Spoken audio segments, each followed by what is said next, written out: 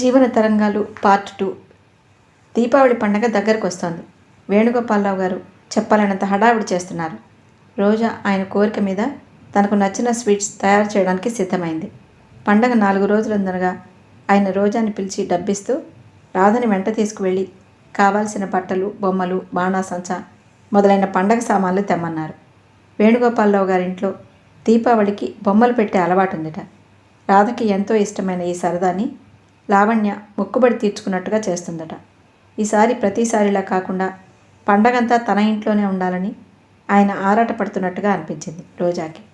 పాత బొమ్మలు ఎన్ని ఉన్నా ప్రతి సంవత్సరం పండగ నాడు కొత్త బొమ్మలు కొని పెట్టడం ఆచారమట. రోజాకి ఈ షాపింగ్ అంటే చెప్పలేని సరదా. డబ్బు మాటిమాటికి లెక్క చూసుకోకుండా, అయిపోతుందేమోనని భయపడకుండా కావాల్సినవన్నీ తీసుకోవటం ఎంతో హాయి. తన కుటుంబంలో కానీ తన చుట్టూ ఉన్న వారి ఇళ్లల్లో కానీ రోజా చాలాసార్లు గమనించింది. ఒక పండగకి కొంచెం సరదాగా గడిపితే ఆ ఇంట్లో మనుషులు తర్వాత ఎన్ని విధాలో పొదుపు చేసుకోవాలి. కాస్త ఎవరైనా బంధువులు వచ్చి 4 రోజులు తిష్ట వేస్తే అప్పుడైనా అప్పు తీర్చడం కోసం ఆ కుటుంబం వారాల తరబడి చారు అన్నం తినాలి. ఏం జీవితాలు ఇవి! మధ్యతరగతి వాళ్ళ జీవితాల సరదాలన్నీ ఈ పొదుపుకి బలై నిస్సారంగా అంతమైపోతున్నాయి. మనసులో అనుక్షణం డబ్బుని గురించి బెంగపెట్టుకునే మనుషులు జీవితంలో సాహసించి ఏ సుఖం పొందగలరు? రోజాకి ఈ మధ్య తన జీవితం 2 భాగాలుగా చీలిపోయినట్టుగా ఉంది. ఉదయం లేచింది 9 గంటల వరకు, ఆ తర్వాత రాత్రి 9 గంటల నుండి పడుకోబోయే వరకు ఇంట్లో ఒక రకమైన జీవితం. ఈ పగలు 9 గంటల నుంచి రాత్రి 9 గంటల వరకు వేణుగోపాలరావు గారి ఇంట్లో గడిపేది మరో జీవితం. అదే సుందర స్వప్నం. అక్కడ బాధలకి, చికాకులకి, ఇబ్బందులకి చోట్లేదు. నిజంగా ఆలోచిస్తే మనిషి మెళ్ళో ఈ దారిద్ర్యం అనే గుదిబండ లేకపోతే కాస్త కాకపోతే కాస్తైనా సుఖంగా, ఆనందంగా బ్రతకవచ్చని అనిపిస్తోంది. వేణుగోపాలరావు గారు బజారు వెళ్ళి రమ్మనగానే రోజా లావణ్య గదిలోకి వచ్చి లావణ్యని కూడా తన వెంట రమ్మని కోరింది. నేనెందుకు, నువ్వు రాధా వెళ్ళిరండి అంది లావణ్య. ఆ మాటల్లో నాన్నగారు నాకేం చెప్పలేదనే శ్లేష స్పష్టంగా కనిపిస్తోంది. రోజా అది సరిగ్గా అర్థం చేసుకున్న దానిలా నాన్నగారు మన ముగ్గురిని వెళ్ళమన్నారు అంది. నేను నిజంగా వెళ్ళాలని ఆయన అనుకుంటే పిలిచి నాకే చెప్పేవారు. చెప్పకపోతే మాన్లే, నన్ను రక్షించారు. నాకు రావడానికి వీల్లేదు. మా క్లబ్లో దీపావళి రాత్రి స్పెషల్ ప్రోగ్రాం ఉంది.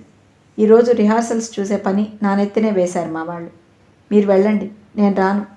నిలువుటద్దం ముందు వయ్యారంగా నిలబడి పైట కొంగు ఒంటిపొర వచ్చేలా వేసుకుని ఎలా ఉందో చూసుకుంటూ అంది.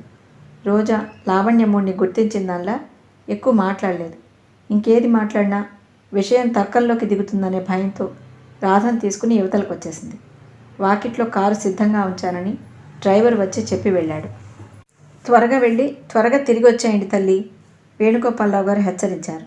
రోజా తల ఊపి రాధ చేయి పట్టుకుని గుమ్మం దాటపోతుండగా విజయ్ లోపలికి వస్తూ ఎదురయ్యాడు. విజయ్ని చూడగానే రాధ ముఖం వికసించింది. విజయ్ చప్పున రాధను ఎత్తుకున్నాడు. రోజా చెయ్యి పట్టుకుని ఉన్న రాధ చెయ్యి వదలకపోవడంతో రోజా చెయ్యి కూడా రాధతో పాటు పైకి వెళ్ళి విజయ్ని తాకింది. రోజా చప్పున చెయ్యి వదిలించుకుంది. ఒక్క క్షణం విజయ్ చూపులు రోజా కళ్ళతో కలిసి చప్పున విడిపోయాయి. ఇంతలో వెనక నుంచి వేణుగోపాలరావు గారు, వచ్చావా విజయ్? ఇంటికి ఫోన్ చేస్తే ఇంకా రాలేదని చెప్పాడు గోపాలం. రారా, నీతో కాస్త పనుంది. వీళ్ళు షాపింగ్కి వెళ్తున్నారు, నువ్వు కూడా వెంట వెళ్ళు అన్నారు. విజయ్ రాధని క్రిందకి దించి లోపలికి వచ్చాడు. అతని చేతిలో ఏవో కాగితాలున్నాయి. గుమ్మం దాటిన రోజా టక్కున ఆగిపోయింది. కొంపతీసి విజయ్ తమతో బయలుదేరాడు కదా. విజయ్ లోపలికి వచ్చి కుర్చీలో కూర్చున్నాడు. నేనా? రోజంతా ఒకటే తిరగటమైంది, చాలా అలసటగా ఉంది అన్నాడు. గుమ్మం బయట నిలబడిన రోజా ఊహించిన ప్రమాదం తప్పిపోయినట్టుగా తేలిగ్గా ఊపిరి వదిలింది. కానీ ఆ సంతృప్తి ఎంతోసేపు నిలవలేదు. వేణుగోపాలరావు గారు ఒప్పుకోలేదు. ఎంతసేపు? 1 గంటలో తిరిగి రావచ్చు. ఆ షాపులవి రోజాకు తెలియవు. ఆడవాళ్ళని చూస్తే వాళ్ళు ధరలు ఎక్కువ కూడా చెప్పచ్చు. రోజా, విజయ్కి 1 కప్పు కాఫీ చప్పుని చేసి తీసుకురమ్మా అన్నారు. రాధ అలిగి విజయ్ దగ్గరికి పరిగెత్తింది. రోజా తప్పనిసరిగా వంట ఇంటి వైపు వెళ్ళింది. తమ వెంట విజయ్ కూడా వస్తాడనేసరికి అంతవరకు రోజాలో నాట్యం చేస్తున్న ఆనందం ఒక్కసారిగా స్తబ్దుగా నిలబడిపోయింది. విజయ్ రానని తిరస్కరిస్తే కనీసం ఆయన వెళ్ళమని బలవంతం చేయకుండా ఉంటే ఎంతో బాగుంటుంది. కానీ రోజా మనస్ఫూర్తిగా కోరుకున్న ఆ రెండూ జరగలేదు. విజయ్ కాఫీ తాగి రాధనెత్తుకుని బయలుదేరాడు. డ్రైవ్ చేసేటందుకు డ్రైవర్ ఉండటం వల్ల విజయ్ కూడా రాధతో పాటు వెనకే ఎక్కాడు. విజయ్తో కలిసి అలా కారులో వెళ్ళటం అనేది రోజాకి ఎలాగో ఉంది. వద్దన్న పాత సంఘటన గుర్తుకు రాసాగింది. ఈ భయంకరమైన జ్ఞాపకం తనకేనా, అతనికి లేదా? తల తిప్పి అతని వైపు చూడాలని, ఆ ముఖంలో ఎలాంటి భావం ఉందో గుర్తించాలని మనసు తహతహలాడుతున్నా ధైర్యం చాలక ఊరుకుంది. ముభావంగా నిరుత్సాహంగా బయలుదేరిన రోజా 1-2 షాపులు తిరిగేసరికి అవన్నీ మర్చిపోయింది. బట్టల కొట్ల యజమానులు విజయ్కి బాగా పరిచయం ఉన్నట్టు మాట్లాడారు. వేణుగోపాలరావు గారి ఆరోగ్యం గురించి కుశల ప్రశ్నలు వేశారు. డ్రింక్స్ తెప్పించి ఇచ్చారు. మాట్లాడకుండా అతని పక్కన కూర్చోవటమే ఒక ప్రత్యేకతగా అనిపించింది రోజాకి. విజయ్ రాధ కోసం సెలెక్ట్ చేసిన గౌన్లు చాలా బాగున్నాయి. రోజాకి హఠాత్తుగా అనంతి ఇల్లు జ్ఞాపకం వచ్చింది. ఆ ఇంట్లో ఆ సామాన్ల ఎన్నికలో విజయ్ చెయ్యి అడుగడుగునా ఉండటం కూడా జ్ఞాపకం వచ్చింది. విజయ్ గౌన్లు కొన్న పెట్టెల్ని డ్రైవర్ చేతికిచ్చి, పక్కనే అన్ని రకాల చీరలు మా వద్ద దొరుకును అని పెద్ద బోర్డున్న షాప్కేసి అడుగుపెట్టాడు. చీరల విషయం వేణుగోపాలరావు గారు రోజాకేం చెప్పలేదు. విజయ్ ఆ కొట్లోకి ఎందుకు వెళ్తున్నాడో రోజాకి అర్థం కాలేదు. విజయ్ చీరలు కావాలని చెప్పగానే రకరకాలవి 100 చీరలు తెచ్చి ముందు పడేశారు. రోజా తల తిప్పి చీర వైపు చూడసాగింది. ఆ చీర రంగు బాగున్నమాట నిజమే, కానీ దాని మీద ఉన్న గళ్ళు ఆ డిజైన్ బాగాలేదు. మ్యాచింగ్ కుదరలేదు. షాపు వాడు కోరినట్టుగా విజయ్ రోజాని సంప్రదించలేదు. ఆ చీరని ఎన్నిక చేయలేదు. నచ్చనట్టు పక్కకు తోసేసి వేరే తీయించాడు. చిన్న చిన్న పూలు జరీ బుటా ఉన్న 4 చీరలు సెలెక్ట్ చేసి ప్యాక్ చేయించాడు. చీరలు సంప్రదించే విషయంలో బహుశా అతను అడిగినా తను చెప్పుండేది కాదు. కానీ అతను అసలు అడగకపోవటం తృప్తిగా అనిపించలేదు. తనకు తెలియకుండానే కోపం లాంటిది వచ్చింది. వచ్చి ఎంతసేపు అయింది? అతను ఒక్క చిన్న మాట, కనీసం మర్యాదకైనా మాట్లాడలేదు. వేణుగోపాలరావు గారి బలవంతం మీద వచ్చినట్టు తెలుస్తూనే ఉంది. రోజాకి తను అసలు ఇలా రావటమే పెద్ద పొరపాటుగా అనిపించసాగింది.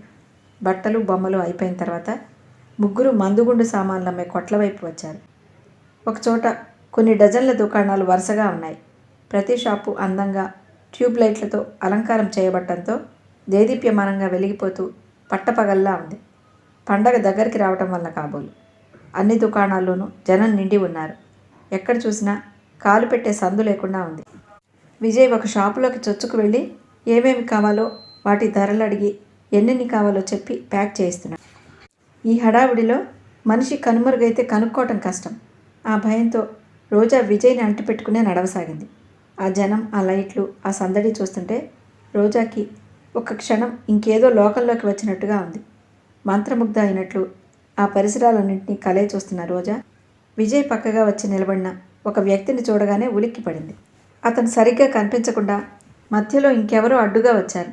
రోజా చప్పున 2 అడుగులు ముందుకు వేసి పక్కగా కనిపిస్తున్న ఆ వ్యక్తి వైపు దీక్షగా చూసింది. ఆ వెంటనే పట్టరాని ఆనందంతో తనని తాను మర్చిపోయిన దానిలా 2 అంగల్లో అతని దగ్గరకు వెళ్ళి చేయి పట్టుకుంటూ చందు అంది. ఖరీదైన ఫుల్ సూట్లో ఉన్న అతను ఉలిక్కిపడిన వాళ్ళ తిరిగి చూశాడు. విష్ణు చక్రాలు ఎన్ని కావాలో చెప్తున్న విజయ్ కూడా ఆగిపోయి ఇటు చూశాడు. చందు సంభ్రమాశ్చర్యాలతో చూస్తూ, నువ్వు బొంబాయి నుంచి ఎప్పుడొచ్చావు? ఆదుర్దాగా అడిగేసింది. ఫుల్ సూట్లో ఉన్న ఆ వ్యక్తి రోజా పట్టుకుని ఉన్న తన చేతిని సున్నితంగా వదిలించుకుంటూ, sorry madam, you are mistaken. I'm Lal, NH Lal అన్నాడు ఒత్తి పలుకుతూ. What is that darling?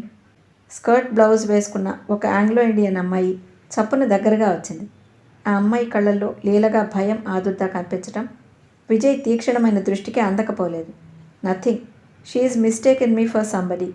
అతను వచ్చిన పని అయిపోయినట్టుంది. ప్యాకెట్లు తీసుకుని షాప్ వాడిచ్చిన చిల్లర తీసుకుని రోజాకి విజయ్కి తల వంచి ఎంతో వినయంగా మర్యాదగా విష్ చేసి ఆ అమ్మాయితో వెళ్ళిపోయాడు. ఎవరతను? విజయ్ రోజాని అడిగాడు. కానీ రోజా ఆ మాట వినిపించుకోలేదు. చేష్టలు ఉడిగిపోయిన దానిలా అటే చూస్తూ నిలబడిపోయింది. చందు, ఆ అమ్మాయి ఇద్దరూ వెళ్ళి బయట ఆపి ఉంచిన నల్లటి కారులో కూర్చున్నారు. చందుయే డ్రైవ్ చేస్తున్నాడు. కారు కదిలింది. రోజా చూస్తుండగానే కారు కదిలి వెళ్ళిపోయింది. చందు కనీసం తిరిగి కూడా చూడలేదు. రోజా ఇంకా కళ్ళప్పగించి అటే చూస్తూ నిలబడిపోయింది. ఇంక వెళ్దామా?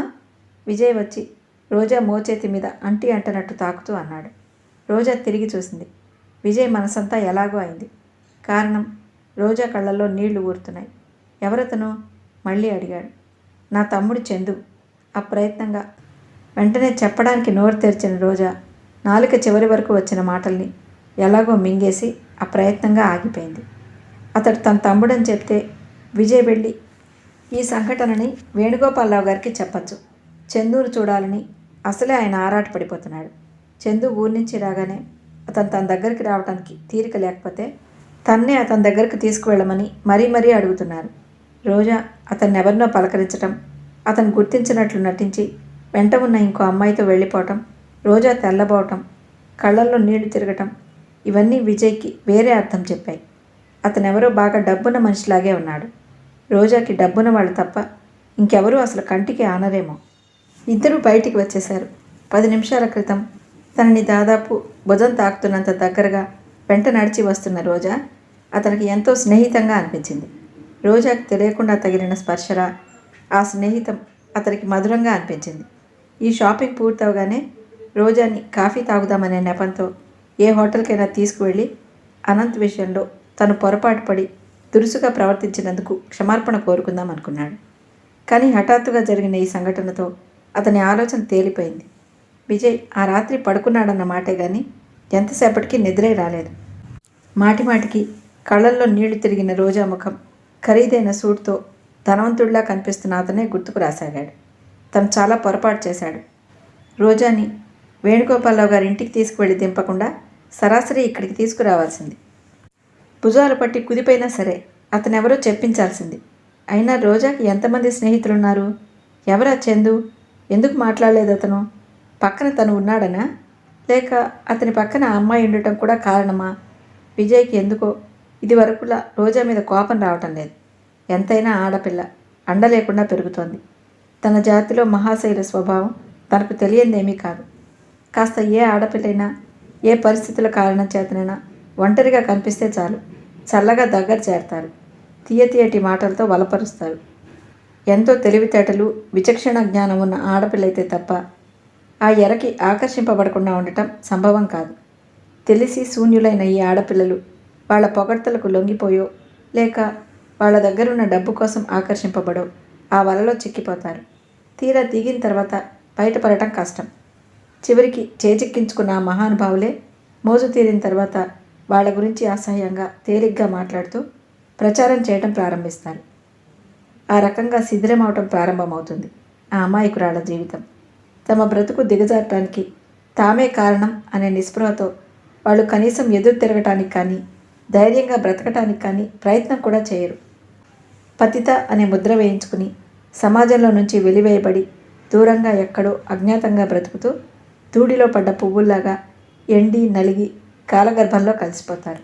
ఈ రోజుల్లో కానీ ఏ రోజుల్లో కానీ ఆడపిల్లలకి డిగ్రీలు హోదాలు కంటే మంచి చెడులు గ్రహించగల విచక్షణ, తనకి అన్యాయం జరగకుండా చూసుకునే తెలివితేటలు ఉండటం చాలా ముఖ్యం.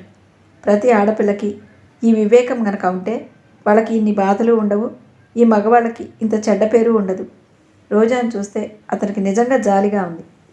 ఒక్కసారి తను రోజా ముఖాముఖి కూర్చుని మనసులు విప్పి నిర్మలంగా నిర్మోహమాటంగా మాట్లాడుకుంటే రోజా మనస్ఫూర్తిగా ఎలాంటి దాపరికం లేకుండా తన గతమంతా చెప్పేస్తే అలాంటిదైనా క్షమించి నిండు మనసుతో రోజాని స్వీకరించడానికి తను సిద్ధంగా ఉన్నాడు. కానీ ఇది జరుగుతుందా? ఈ కొద్ది రోజుల నుంచి అతనికి ఒక విషయం స్పష్టంగా తెలిసిపోయింది. భార్యగా ఎవరినైనా తన జీవితంలోకి రావాలని కోరుకుంటే ఆ వ్యక్తి రోజాయే అవ్వాలి. పగ పేరుతో కానీ ద్వేషం పేరుతో కానీ ఆ అమ్మాయి మెడలో తన పుస్తె కట్టాడు.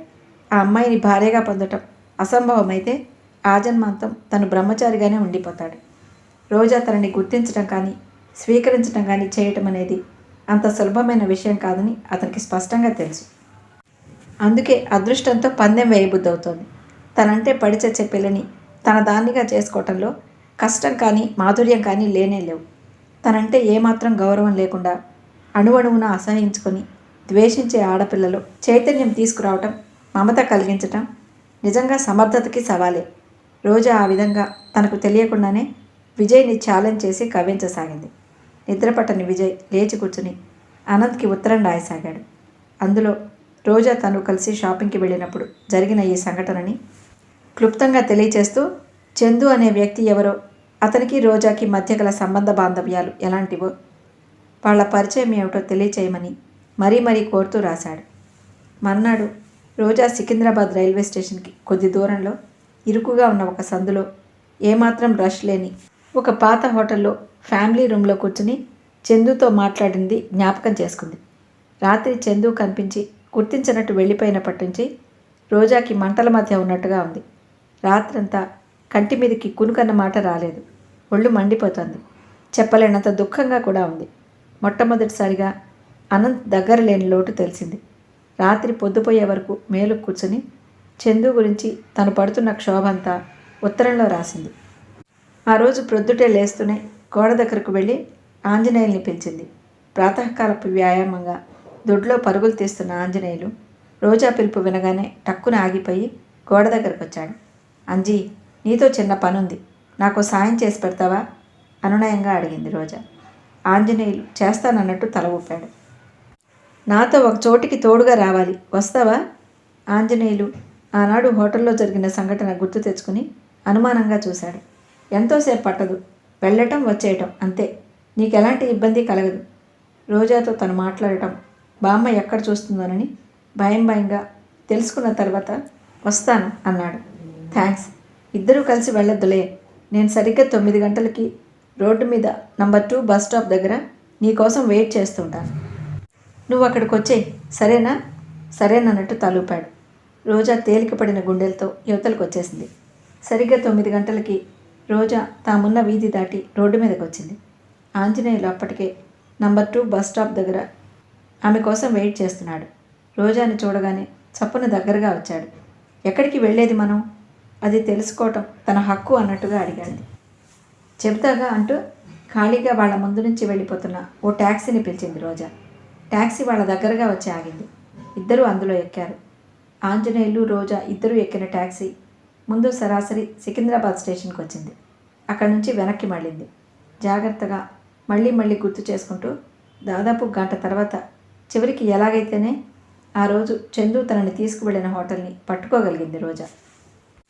పాతగా ఉన్న ఆ హోటల్ని చూడగానే ప్రాణం లేచి వచ్చినట్టుగా ఇక్కడే ఆపు అని అంది బిగ్గరగా. ట్యాక్సీ ఆగింది. రోజా దిగి ట్యాక్సీ డ్రైవర్తో నేను ఇప్పుడే ఒక 10 నిమిషాల్లో తిరిగి వచ్చేస్తాను, నువ్వు ఉంటావా వెళ్ళిపోతావా? ఉంటానంటే వెయిటింగ్ ఛార్జీ ఇస్తాను అంది. మంచి మర్యాద గల కుటుంబంలో నుంచి వచ్చినట్టు కనిపిస్తున్న ఈ అమ్మాయికి ఈ మారుమూల ఉన్న పాత హోటల్లో పని ఏమిటో అర్థం కానట్టుగా అనుమానంగా చూసిన డ్రైవర్ ఉంటానన్నట్టు తలూపాడు.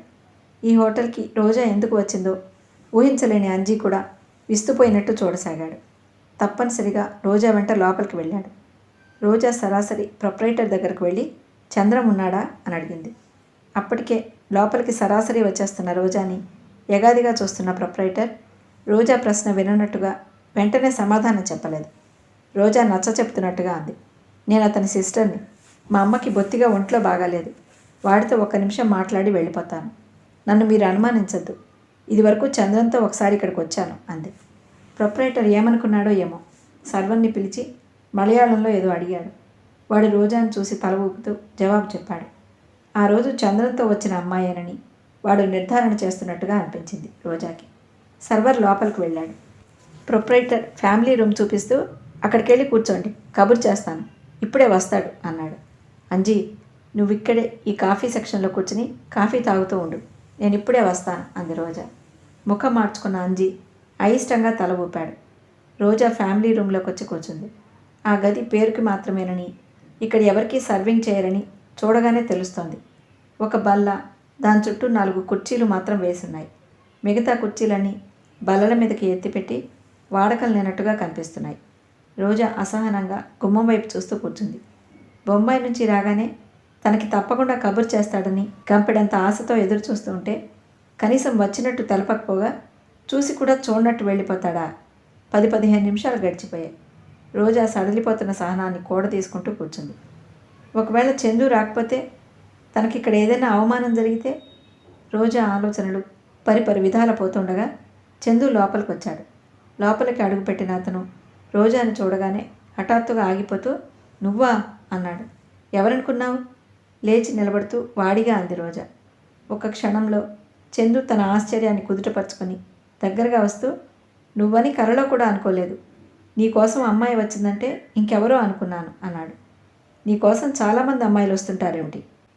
రోజా, ఎందుకు వచ్చావు ఇక్కడికి? చంద్రముఖంలో కోపం తొంగి చూసింది. వచ్చేలా నువ్వే చేశావు. నేనా? కాదా? రాత్రి కనిపించి కూడా ఎందుకు మాట్లాడలేదు?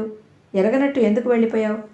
క్షణంసేపు రోజా ముఖంలోకి రెప్పవాల్చకుండా చూసిన చందు రోజా కోపం గ్రహించిన వాళ్ళ తన కుర్చీ లాక్కుని కూర్చుంటూ రోజాని కూర్చో, కాఫీ తాగుతావా అంటూ అననీయంగా అడిగాడు. వద్దు, ముందు అన్నదానికి జవాబు చెప్పు. నా వెంట ఉన్నవాళ్ళు నిన్ను, నీ వెంట ఉన్నవాళ్ళు నన్ను గమనించడం ఇష్టం లేక అలా చేశాను, సంజాయిషి ఇస్తున్నట్టు అన్నాడు. నీతో ఉన్న అమ్మాయి ఎవరు? నాలాంటి నిర్భాగ్యురాలే. అయినా రోజా, నీకు మతుందా లేదా? అలా పబ్లిక్లో పేరు పెట్టి పిలుస్తావా? అదెంత ప్రమాదమో నీకు తెలియదా? ఆ చుట్టుపక్కల ఎవరైనా సిఐడి ఉంటే నా గత ఏం కావాలి? వాళ్ళు నేనెవరో నువ్వెవరో ఎంక్వైరీ మొదలు పెడితే? రోజా తన పొరపాటు గ్రహించిందల్లా క్రిందకి చూస్తూ అంది. అనుకోకుండా అలా హఠాత్తుగా నిన్ను చూసేసరికి నా మతిపోయింది. నిన్ను ఇబ్బంది పెట్టడం అవుతుందేమో అన్న ఆలోచనే నాకు రాలేదు. పోనీలే, ఆ సంగతి వదిలే. నీ పక్కనున్న అతను ఎవరు? విజయ్ అని అనంత్కి అన్న అవుతాడు. మీ ఇద్దరికీ ఎలా పరిచయం? నువ్వెప్పుడూ అతని గురించి నాతో చెప్పలేదే. మాకు నిజంగా ఎలాంటి పరిచయం లేదు. నేను పనిచేస్తున్న వేణుగోపాలరావు గారికి అతని స్నేహితుడు. ఆ చిన్నపిల్ల ఎవరు? వేణుగోపాలరావు గారి అమ్మాయి. చందు, రాత్రంతా నాకు నిద్ర పట్టలేదు. కళ్ళనీళ్ల పర్యంతమవుతూ అంది రోజా. నేను నిద్రపోలేదు, సీరియస్గా అన్నాడు చందు. రోజా సమాధానం చెప్పలేదు. క్షణం ఆగి అడిగాడు. ఎందుకో అడగమే? ప్రత్యేకంగా అడగాల? ఆ మాత్రం తెలియదా నాకు? ఏం తెలుసు నీకు? విస్మయంగా చూశాడు. నీలాంటి జీవితం గడిపేవాడికి కంటి నిండా నిద్ర ఎలా వస్తుంది? చంద్రం నవ్వాడు. నీ మొహం. నా గురించిన బెంగ నాకేనాడో పోయింది. నా బాధల్లా నీకోసమే. నువ్వు గుర్తురాగానే నాకు నిద్ర పట్టదు. చందు, అవును రోజా, మామయ్య అత్తయ్య మనకి ఏమాత్రం అండో నాకు తెలియని విషయం కాదుగా. నువ్వు ఒంటరిగా ఉంటున్నావు. ఉద్యోగం సద్యోగం అంటూ బయట ప్రపంచంలో తిరుగుతున్నావు. నేనున్నా నీకు కానివాడి క్రిందకే జమ అవుతున్నాను. నిన్న ఆ పిల్లతో అతని పక్కన నిన్ను చూసినప్పుడు నాకేమనిపించిందో తెలుసా? ఎప్పటికైనా సరే నువ్వు సచ్చరిత్రుడైన వ్యక్తిని భర్తగా పొంది అలా పిల్లా పాపలతో సుఖంగా కళకళలాడుతుంటే చూడాలని మహా కోరికగా ఉంది. నిన్నలా చూసిన రోజున నిజంగా నా జన్మ తరించినట్టే భావిస్తాను. పెళ్ళిని గురించిన ప్రసంగం రాగానే రోజా ముఖం వాడిపోయింది. దించిన తల ఎత్తకుండా బొంగురుపోయిన కంఠంతో అంది. నా సంగతి వదిలే. నా ఆలోచనలు అహర్నిశలు నీ గురించే ఉంటాయి చందు. నువ్వు మారాలి, మామూలు మనిషివి కావాలి. మా అందరిలా నిర్భయంగా మళ్ళీ బ్రతకాలి నువ్వు. నాకింతకంటే ఇంకేం అవసరం లేదు. నేను ఇంకేం కోరను. రోజా మాటల్లో ఆవేశం తొంగిచూరటం గమనించిన చందు ప్రసంగం మారుస్తూ అమ్మకి ఎలా ఉంది అన్నాడు. నేను చెప్పను, నువ్వే వచ్చి చూడు. ఏ, బజార్లన్నీ అంత ధైర్యంగా తిరగగలిగిన వాడివి ఇంటికి రాలేవా? నీకు అర్థం కాదు రోజా. నేను ఇంటికి వస్తే ఎంత కాదన్నా అనుమానం వస్తుంది. బజార్లో నేను తిరగటం అనేది కూడా పులి నోట్లో తలపెట్టి బయటికి తీయటమే రోజా. అమ్మని పోనీ ఏ గుడికైనా ఏ సినిమాకైనా తీసుకురాకూడదు? అమ్మనా? నేనా? బాగుంది. ఆవిడ ఆ గది దాటి బయట అడుగు పెట్టడం కూడా మానేసింది. రోజా హఠాత్తుగా ఆగిపోయింది. చందు, ఎంత విచిత్రం. వేణుగోపాలరావు గారు కూడా సరిగ్గా ఇలాగే అడిగారు. ఇదే జవాబు చెప్పాను. చిత్రంగా లేదు? వేణుగోపాలరావు గారి ప్రసంగం రాగానే చందు కనుబొమ్మలు ముడిచాడు. ఈ మధ్య రోజా ఆయన పేరు మంత్రంలా వల్లిస్తోంది. కనుబొమ్మలు ముడుస్తూ అడిగాడు. అమ్మను చూడటానికి ఆయనకేం అవసరం? ఏమో, నాకు తెలియదు. అంత చూడాలన్నవాడు సరాసరి మన ఇంటికే వచ్చేయచ్చుగా. రావచ్చు, కానీ ఆయన కూడా చాలా సుస్థి మనిషి. ఇల్లు దాటి ఎప్పుడో తప్ప బయటికి రారు. చందు, నువ్వు ఆయన్ని ఎప్పుడు కలవడానికి వస్తున్నావు? నేను ఆయన్ని కలిసి తీరాలా రోజా? అవును, కలిసి తీరాలి. అంత ముఖ్యమంటావా? చాలా ముఖ్యం. నువ్వంటే ఆయనకి చాలా ఇష్టం. చంద్రం భుజాలు ఎగరేశాడు. నన్ను చూడకుండానే అన్నాడు. నేనెప్పుడూ చెప్తూ ఉంటానుగా. చెప్పు, ఎప్పుడొస్తావు? ఈరోజు వెళ్దామా? ఈరోజా? నాకు చాలా పనుంది. మరెప్పుడు? ఈసారి నువ్వు దాటవేయడానికి వీల్లేదు. ఊరుకోను నేను. అలాగే, దీపావళి వెళ్ళిన మర్నాడు వస్తాను. నిజమేనా? నిజమే. ఎక్కడ? వాళ్ళ ఇంటికి వచ్చేస్తావా సరాసరి? ఆయన్నే నువ్వు ఏ పార్క్కైనా తీసుకురా. ఏ, ఇంటికి వస్తే ఏమవుతుంది? ఏం లేదు. ఎక్కడైనా సరే అపరిచితమైన పరిసరాల్లో 4 గోడల మధ్య ఉండాలంటే నాకు ఊపిరాడనట్టుగా ఉంటుంది. ఆరు బయట అయితే హాయిగా స్వేచ్ఛగా అనిపిస్తుంది. చందు వాచి చూసుకున్నాడు. రోజా లేచి నిలబడింది. చంద్రం కూడా లేస్తూ అన్నాడు. రోజా, ఇప్పుడు వస్తే వచ్చావు, ఇంకెప్పుడు ఇలా రాకు, తెలిసిందా? ఇది నీలాంటి ఆడపిల్లలు రావాల్సిన చోటు కాదు. నువ్వే తీసుకువచ్చావు ఒకసారి, నిష్ఠూరంగా అంది. నీతో కొద్దిసేపు గడపాలనిపించి గత్యంతరం లేక ఆ పని చేశాను. దయుంచి ఇంకెప్పుడు రావద్దు. అది నీకు నాకు ఇద్దరికీ మంచిది కాదు. రోజాకి చందు భయం అర్థమైంది. దాన్ని ఆయుధంగా తీసుకుని బెదిరిస్తూ అంది. నువ్వు నాకు ఇచ్చిన వాగ్దానం ప్రకారం దీపావళి వెళ్ళిన మర్నాడు ఆయన్ని కలుసుకుంటే నేను ఇంకెప్పుడు ఈ ఛాయలకు కూడా రాను. రాకపోయావా? చూడు, ఎప్పుడో ఒకసారి ఆయన్ని తీసుకుని ఇక్కడికే వచ్చేస్తాను. చంద్రం రోజా బెదిరింపుకి నవ్వేశాడు. ఇద్దరు దీపావళి వెళ్ళిన మర్నాడు పార్కులో ఎన్ని గంటలకు కలుసుకోవాలో టైం నిర్ణయించుకున్నారు. మాట ఇచ్చినట్టేగా, మర్చిపోవుగా? వెళ్ళబోతూ అడిగింది. నీ మీదొట్టు, సరేనా? చంద్రం వాగ్దానం చేశాడు. దీపావళి పండగ వచ్చింది. రోజాకి బుద్ధి తెలిసిన తర్వాత ఎప్పుడూ ఎరగనంత హుషారుగా ఆనందంగా అనిపించసాగింది. దానికి కారణం పండగ వెళ్ళిన మర్నాడు చందు తప్పకుండా వేణుగోపాలరావు గారిని కలుస్తానని వాగ్దానం చేశాడు. అదొకటి. రెండోది, సత్ప్రవర్తన, శాంత హృదయం కల వేణుగోపాలరావు గారి సాన్నిహిత్యంలో రోజాకి మునుపెన్నడూ ఎరగనంత నిశ్చింతగా, హాయిగా అనిపించసాగింది. ఆయన ప్రత్యేకంగా ఏ రోజున ఏ వేళలో స్పష్టంగా ఎలాంటి వాగ్దానం చేయకపోయినా నిజంగా ఏదైనా ఆపద కానీ అవసరం కానీ వస్తే ఆయన అండదండలు తనకి పూర్తిగా ఉంటాయి అనే ధైర్యం రోజాకి మానసికంగా కొండంత బలమివ్వసాగింది. ఇది వరకులా జీవితం శూన్యంగా, ఒంటరిగా, భయంకరంగా అనిపించటం లేదు. వటవృక్షం లాంటి ఆయన నీడలో తలదాచుకున్న రోజాకి మునుపటిలా లోకం విసిరే విసురులు కానీ, తల్లి చివాట్లు, అనుమానాలు కానీ అంతగా వేధించి బాధపెట్టడం లేదు. తండ్రి లాంటి వాళ్ళ రక్షణ కోసం తప్పిస్తున్న తనకి భగవంతుడు కనికరించి ఈయన్ని ప్రసాదించినట్టుగా అనిపించసాగింది. మాటల్లో ఆయన చూపే అభిమానం, ప్రవర్తనలో సరళత్వం, తన కుటుంబ విషయాల గురించి సానుభూతి చూపిస్తూ అహర్నిశలు తన ఆలోచనలు పంచుకోవాలని ఆయన చూపించే ఔదార్యం, ఇవన్నీ కలిసి రోజాకి ఇదివరకులా భవిష్యత్ అంటే బెంగ, భయం, ఉదాసీనత వీటిని రూపు లేకుండా అంతమయ్యేలా చేయసాగాయి. ఆయన చూపించే ఈ మంచితనం తన ఒక్కదాని పట్లే కాదు, ఇంట్లో మిగతా అందరి నౌకర్ల మీద కూడా ఇంచుమించు అలాగే ఉంటుంది. రోజా వచ్చి ఇన్నాళ్ళయింది. ఆయన మాటల్లో కానీ చేష్టల్లో కానీ ఏనాడు తను యజమానిననే అహంకారం కానీ అధికారం కానీ మచ్చుకైనా కనిపించలేదు. అందరినీ బిడ్డల్లా, లాలనగా, ఆత్మీయంగా చూడటం ఆయన స్వభావం. అందులోనూ తను ఆడపిల్ల కాబట్టి ఆయన కనుసన్నల్లో మెలుగుతూ ఆయనకి ఎలాంటి బాధ రానివ్వకుండా అన్ని పనులు చక్కబెట్టుకునే నేర్పు కలది కాబట్టి ఇంకొంచెం ఆదరణ, ఆప్యాయత కనబరుస్తున్నారు. రోజాకి ఇది ఎంతో సహజంగా అనిపించసాగింది. దీపావళి రేపనగా ఆయన రోజాని పిలిచి, పండగకి తీపి ప్రత్యేకంగా ఏం చేస్తావమ్మా అని అడిగారు. మీకేది ఇష్టమంటే అదే అంది రోజా. మేనత్త పుణ్యమా అని ఆనాడు కష్టపడితే పెట్టింది కానీ ఆ నైపుణ్యమే ఈనాడిలా బ్రతుకు తెరువై ఉపయోగపడింది. రోజాకి వంట బాగా వచ్చు. నీకేది బాగా వస్తుందో చెప్పు ఆయన చిరునవ్వుతో అన్నారు.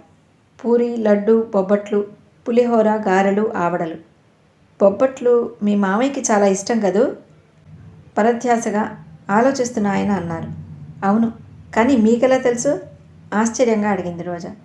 ఆయన క్షణంసేపు తడబడినట్టుగా రోజా వైపు చూశాడు. తర్వాత యథాలాపంగా అన్నట్టుగా అన్నాడు. నువ్వే ఎప్పుడో చెప్పినట్టు గుర్తు. నేనా? రోజా ఎంత ఆలోచించినా తనకి ఆయనకి మధ్య అసలు ఇలాంటి ప్రసంగం ఎప్పుడు వచ్చిందో గుర్తు రాలేదు. పండగ రోజు క్రితం రోజు వేణుగోపాలరావు గారి కోరిక మీద పూరి, లడ్డు చేసింది. పండగ నాడు ఆయనకి ఎంతో ఇష్టమని చెప్పిన బొబ్బట్లు, పులిహోర, గారెలు, ఆవడలు కూడా చేసింది.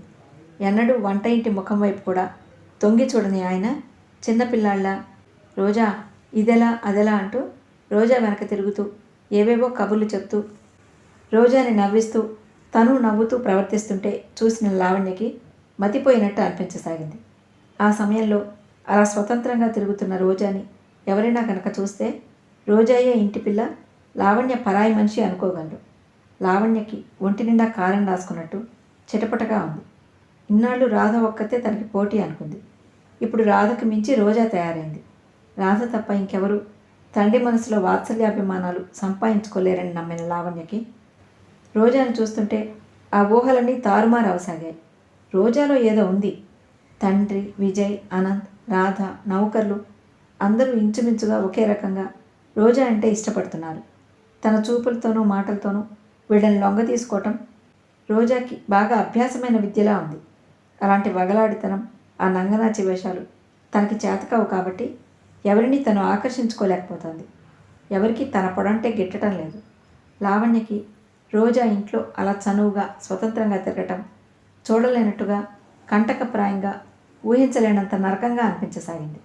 లావణ్య కళ్ళకి రోజా తన సామ్రాజ్యాన్ని కొల్లగొట్టి ఏం లేకుండా బికారిగా చేసిన బందిపోటు దొంగల అనిపించడం మొదలుపెట్టింది.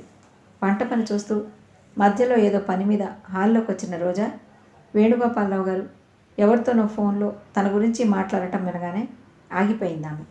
తప్పకుండా రావాలి విజయ్, నీ కుంటి సాకులు నేనేం ఒప్పుకోను. రోజా చేసిన లడ్డు బొబ్బట్లు తినకపోతే నీ జన్మ వృధా. రోజా చెంపలు కెంపుల్లా అయ్యాయి. ఆయన ఎప్పుడూ అంతే. తను చేసిన ఏ చిన్న పనైనా ఆయనకి అపురూపంగా, అద్భుతంగా కనిపిస్తుంది. దాన్ని 1000 నోళ్లతో ఇతరులకు చాటి చెప్పాలన్నట్లు తహతహలాడతారు. ఇంకెవరితోనైనా ఏదైనా చెప్పచ్చు, కానీ విజయ్తోనా? రోజాకి సిగ్గుతో ప్రాణం చచ్చిపోయినంతగా బాధగా అనిపిస్తుంది. విజయ్ ఏమనుకుంటాడు? వేణుగోపాలరావు గారి పసిపిల్లాడి మనస్తత్వానికి చాటుగా నవ్వుకుంటాడేమో. ఈ మధ్య తరచుగా విజయ్ ప్రవర్తనని రోజా గమనిస్తూనే ఉంది. తనకి అతనికి మధ్య ఒక భయంకరమైన సంఘటన జరిగిందనే సంగతి అతను పూర్తిగా మర్చిపోయినట్టు ప్రవర్తిస్తున్నాడు. రోజా ఎంత ప్రయత్నించినా మామూలుగా నిర్లక్ష్యంగా ఏమీ పట్టనట్టు ఉండటం సాధ్యం కావటం లేదు. అతను అటు వస్తున్నట్టు కనిపిస్తే తనిటు వెళ్ళిపోవాలని ఆంతర్యం ఆరాటపడుతుంది. సాధ్యమైనంత వరకు అతని కళ్ళబడకుండా జాగ్రత్త పడాలని మనసు ఎంతో కోరుకుంటోంది. అతన్ని చూస్తే ఏదో కోపం, విషాదం, నిస్సహాయత్వం హృదయం నిండా సుళ్ళు తిరుగుతాయి.